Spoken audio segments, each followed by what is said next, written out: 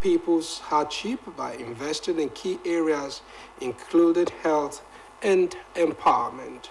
Governor Adeleke stated this at the flag-off ceremony of the 4th edition of Imole Free Surgical and Medical Outreach as part of the activities marking his 2nd anniversary in office. Governor's Office correspondent Oluwatobilobo Dunuga reports. As part of the activities marking his 2nd anniversary in office, Osun State Governor Senator Adeleke flagged off the 4th edition of the Imole Free Surgical and Medical Outreach in Osogbo, the state capital. In his remarks, the governor reiterated his administration's dedication to improving healthcare delivery as part of his 5-point agenda, highlighting significant achievements in the sector despite economic challenges. Governor Adeleke further described the Imole Free Surgical and Medical Outreach as a lifeline for the masses, stating that it has provided critical care to over 50,000 individuals since its inception, emphasizing the program's life-changing impact. The governor who noted that the outreach is eagerly anticipated by citizens due to its accessibility and fast response to medical needs, added that the 4th edition is set to cover 6 zones across the state, including Osogbo, Ilesha, Igbo, Ikirun, Ife, and Ede, where specialized medical professionals will provide free healthcare services to people. He further expressed gratitude to the state health workforce, citing improved remuneration as key factor in curbing brain drain in the sector. One of our major achievements is the Imole Free Surgical and Medical Outreach Program. Since its inception, this program has provided life-changing care to over 50,000 people. Many of these individuals do not afford treatment and live with their condition for years.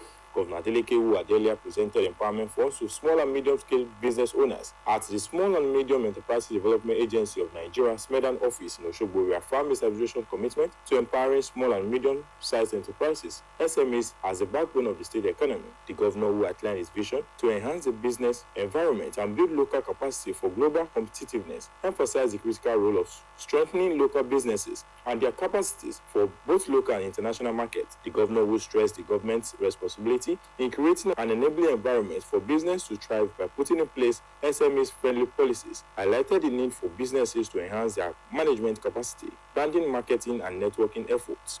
The government has a duty to strengthen the capacity of small businesses by implementing ease of doing business, which we have adopted in Osun. According to the SMEDAN Director General, Dr. Charles Odi, who commended the Osun State government's efforts in helping small-scale businesses thrive in the state, Governor Adeleke has never for once put politics to play when it comes to helping the people of the state. The interest rate at the bank is somewhere around 30%. His Excellency has said that he will work with us to make sure that in the 31 local governments in Osun State, Highlight of the ceremony was a symbolic presentation of empowerment funds to SMEs, including the persons with disability community, women, and the minority group, among others. It has been Oluwatobilobo Dunuga reporting. President Bola Tinubu's administration is planning to spend 8.97 trillion naira of its projected 49.070 trillion naira budget on defense and security and infrastructure in the year 2025. President Tinubu, who presented the 2025 budget proposal to a joint session of the National Assembly, outlined an ambitious 49.70 trillion naira spending plan titled Budget of Restoration, Securing Peace, Rebuilding Prosperity. The budget prioritizes defense, infrastructure, and human capital development with a projected deficit of 13.39 trillion naira to be financed through borrowing. Speaking at the National Assembly, the President stressed his administration's commitment to strengthening security and revamping the nation's infrastructure. He also announced significant allocations for education and health, noting that education will receive 3.52 trillion naira, which includes funding for universal basic education and 9 new higher institutions, while the health sector will get 2.48 trillion naira to improve healthcare systems and provide essential drugs for public hospitals. He noted that the government expected 34.82 trillion naira in revenue for 2025, leaving a deficit of 1.39 trillion naira, representing 3.89% of Nigeria's gross domestic product, while the administration expects oil production to reach 2.06 million barrels per day, driven by increased export capacity and reduced upstream cost. In the meantime, the Attorney General of the Federation and Minister of Justice, Lateef Fagbemi SAN, will likely meet with the Senate today for a review of the tax reforms bills sent by President Bola Tinubu to the National Assembly. A source in the Ministry of Justice disclosed to newsmen that the AGF will be meeting with the Senate today. This follows the widespread controversy that trailed the tax reforms bills, particularly with the North pushing back, with Tinubu urging for calm, saying he had directed the AGF to meet with the National Assembly to iron out the gray areas. In response, the Senate set up a panel headed by Senator Abba Moro, who 2 weeks ago to meet with the AGF for the assignment. Meanwhile, Senator Moro, who confirmed the information, told newsmen that the AGF and the chairman of the Federal Inland Revenue Service, Zach Adeleke, have been invited. Elder statesman and leader of the Ijaw Nation, Chief Edwin Clark, has said that the only solution to the ongoing debate on the tax reform bills of President Bola Tinubu is the restructuring of the country. Chief Clark, the former National Commissioner for Information, made the assertion in a statement on the current debate on the reform bills. According to him, the argument made for and against the reforms will be addressed once the country is restructured and a new constitution is produced, or the 1963 Republican Constitution is adopted. He explained that the complexity of the Nigerian tax system arose from the interplay between constitutional mandates, legislative provisions, and the practicalities of revenue collection and allocation. He added that the design of the country's tax system must prioritize incentives for collection and central remittance rather than emphasizing the fairness of revenue sharing. The elder statesman also noted that tax reform had always been an issue of contention, adding that despite how much time had passed, the country is yet to get its fiscal policies right, while blaming successive leaders for failing to manage the country's diversity. The Oyo State Police Command says it is investigating the circumstances surrounding the alleged death of 32 children during a stampede at a fun fair in Ibadan, the state capital.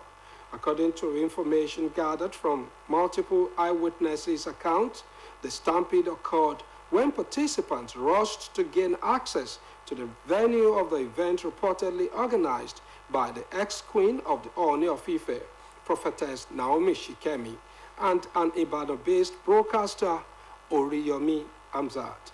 Investigations also showed that the victims were stampeded to death while trying to break through the main gate of the school.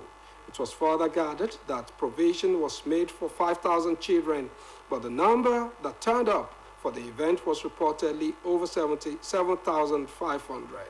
The video showed rowdy scenes as some children were rushed out of the venue while a woman wailed about the loss of her child following the stampede. Reacting to the incident, the management of Agidigbo FM, owned by Oriyomi Amzat, sympathized with the victims in a statement signed by its director of programs, Olayinka Abdul-Wahab. Abdul-Wahab, however, stressed that the radio station was a media partner to the event and not the organizers of the fun fair. And on to sport. Ahead of the first leg against the home-based Eagles, the Black Galaxies of Ghana have arrived in Accra for the crucial game. The team under coach Didi Dramani had been in camp for more than a month outside Accra while they traveled to Togo for an international friendly. They touched down in Accra and they had their first training at the Accra International Stadium the venue of the match. Ghana will host Nigeria in the opening leg of the 2024 Championship of African Nations qualifier on Sunday. The reverse fixture is slated for the Godswill Akpabio Stadium in Uyo, with winners over both legs reaching the competition proper.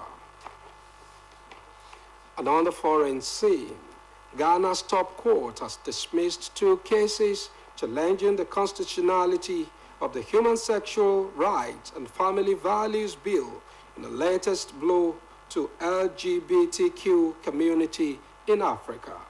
The ruling paves the way for the president to sign into law what is one of the continent's most restrictive pieces of anti-LGBTQ legislation. All 7 judges of the Supreme Court panel ended separate petitions against it, filed by broadcast journalist and lawyer Richard Delasky and academic Amanda Odoi. The bill, which has been condemned by the United Nations and human rights groups, was passed earlier this year by Ghanaian lawmakers. If signed into law, it will impose 3 years in prison for imprisonment for people identifying as LGBTQ and 5 years for forming or funding LGBT groups. President Nana Akufo-Addo, whose term in office ends next month, had delayed signing it pending the outcome of the Supreme Court challenge. Still on the foreign scene, Israel has said its fighter jets conducted a series of attacks against military targets in Yemen belonging to the Iran-backed Houthi movement. An Israeli military spokesman said the targets included Red Sea ports and energy infrastructure in the capital, Sana'a. It was reported that 7 people were killed in the port of Salif and 2 in the Ras Isa oil facility, which are both in Undada province. The strikes came less than 2 hours after a missile fired from Yemen was intercepted over central Israel, while a school and several cars were damaged in Ramat Gan on the edge of Tel Aviv. The Houthis began attacking Israel and international shipping shortly after the start of the Gaza war in October last year, saying they were acting in solidarity with the Palestinians. Israel's military says hundreds of missiles and drones have since been launched at the country from Yemen, most of which have been intercepted. With that, we've come to the end of the media news on OSBC TV. Join us at 3 for the state news. Good afternoon.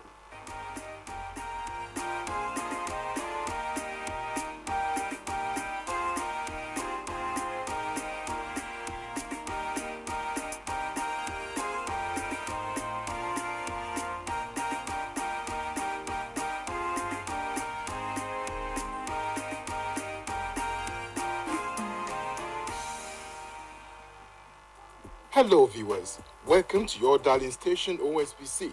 Come enjoy a rich menu of programs. On OSBC TV, there is something you must watch. We have drama.